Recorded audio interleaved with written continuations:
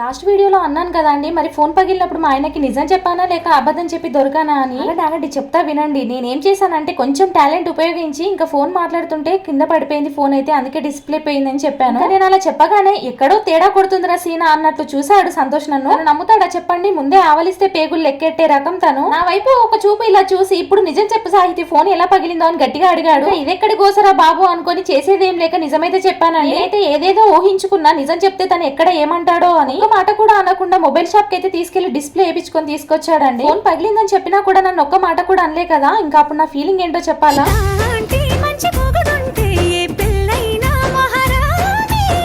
ఇలా అనిపించింది అన్నమాట నాకు. మరి మీ హస్బెండ్స్ కూడా ఇలాంటి విషయం ఏదైనా చెప్తే కోపడతారా లేక కూల్ గా ఉంటారా? ఒకసారి కామెంట్ చేయండి. ఆగండి ఇంకా స్టోరీ అయిపోలేదు. ఇంకా సంతోష్ అయితే మొబైల్ మంచిగా చేపించుకొని తీసుకొచ్చాడు కదా, మళ్ళీ వీడియోస్ అయితే కంటిన్యూ చేశానండి. మళ్ళీ ఒక 3 months అయితే వీడియోస్ కంటిన్యూగా పెట్టానండి. మళ్ళీ తర్వాత ఒక పెద్ద ప్రాబ్లమే వచ్చి పడిందండి. అదేంటో నెక్స్ట్ వీడియోలో చెప్తాను, అస్సలు మిస్ అవ్వకండి. Thank you for watching. Take care. Bye bye.